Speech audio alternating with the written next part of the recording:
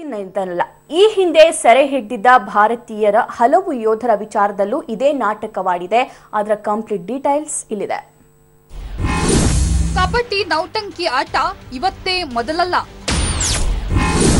ಭಾರತೀಯ ಯೋಧರನ್ನ ಕಾಡಿದ್ದ ಪಾಕಿಸ್ತಾನ. ಅಭಿನಂದನ್ ವರ್ತಮಾನ್ ಅವರ ಬಿಡುಗಡೆ ಪಾಕಿಸ್ತಾನ ಅನುಸರಿಸಿದ ವಿಳಂಬ ಧೋರಣೆ ಹಿಂದಿನ ಹಲವು ಘಟನೆಗಳನ್ನ ನೆನಪಿಗೆ ತಂದಿವೆ. ಅದರಲ್ಲಿ ಮೊದಲಿಗೆ 1955ರಲ್ಲಿ ಕೆಸಿ ಕಾರ್ಯಪ್ಪ ಅವರು ಸ್ಕ್ವಾಡ್ರನ್ ಲೀಡರ್ ಆಗಿದ್ದ ವೇಳೆ ಗಡಿಯಲ್ಲಿ ವಿಮಾನ ಹಾರಿಸ್ತಾ ಇದ್ರು. ಈ ವೇಳೆ ಪಾಕಿಸ್ತಾನಿಗಳು ಗುಂಡಿಕ್ಕಿ ಕೆಳಗೆ ಬಿದ್ದ ಕಾರ್ಯಪ್ಪ ಅವರನ್ನ ಸೆರೆ ಹಿಡಿದಿದ್ರು. ಕಾರ್ಯಪ್ಪ 5 ತಿಂಗಳು ಪಾಕ್ ಜೈಲಿನಲ್ಲಿದ್ರು. ಕೆಸಿ ಕಾರ್ಯಪ್ಪ ಅವರು ಫೀಲ್ಡ್ ಮಾರ್ಷಲ್ ಕಾರ್ಯಪ್ಪ ಅವರ ಪುತ್ರ.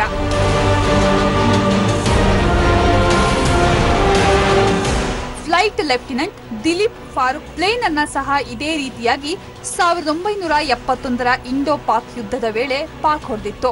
ನಂತರ ಜೈಲಿನಲ್ಲಿ ಬಂಧಿಸಲ್ಪಟ್ಟಿದ್ರು. ಫಾರೂಕ್ ಜೊತೆ ಮತ್ತಿಬ್ಬರು ಭಾರತೀಯ ಯೋಧರು ಪಾಕ್ ಜೈಲಿನಿಂದ ಎಸ್ಕೇಪ್ ಆಗಲು ಯತ್ನಿಸಿದ್ರು.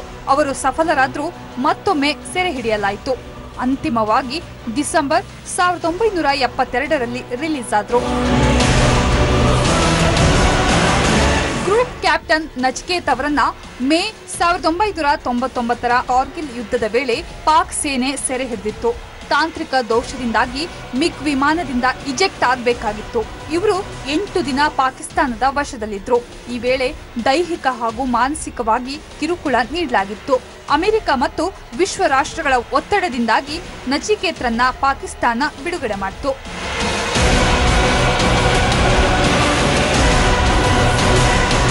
ಸ್ಕ್ವಾಡ್ರನ್ ಲೀಡರ್ ಅಜಯ್ ಅಹುಜಾ ಅವರನ್ನ ಸಹ ನಚಿಕೇತ್ ಮಾದರಿಯಲ್ಲೇ ಪಾಕಿಸ್ತಾನ ಗುಂಡಿಕ್ಕಿತ್ತು. ಗಡಿಯಲ್ಲಿ ಅಹುಜಾ ಪ್ಲೇನ್ ಹೊಡೆದುರುಳಿಸಿ ಒತ್ತೆ ಇಟ್ಟುಕೊಂಡಿತ್ತು. ಕೊನೆಗೆ ತಲೆ ಎದೆಭಾಗಕ್ಕೆ ಗುಂಡಿಟ್ಟು ಕೊಂದು ವಿಕೃತಿ ಮೆರೆದಿತ್ತು.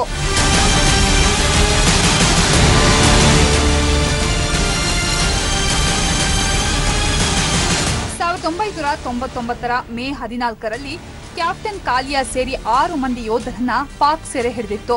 ನಮ್ಮ ಯೋಧರನ್ನ ಅಂಗಹೀನಗೊಳಿಸಿ ನಂತರ ಭಾರತಕ್ಕೆ ಹಸ್ತಾಂತರಿಸಿತು.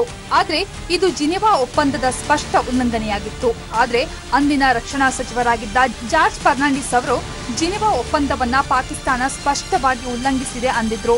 ಆದ್ರೆ ಕಾಲಿಯಾ ಮತ್ತಿತರೆ ಯೋಧರನ್ನ ನಾವು ಸೆರೆ ಹಿಡಿದಿರಲಿಲ್ಲ ಅಂತ ಅಂದಿನ ಪಾಕ್ ಸೇನಾ ಮುಖ್ಯಸ್ಥ ಮುಷರಫ್ ಬೊಗಳೆ ಬಿಟ್ಟಿದ್ರು.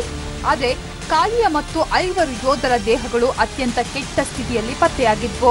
Bureau report, public TV.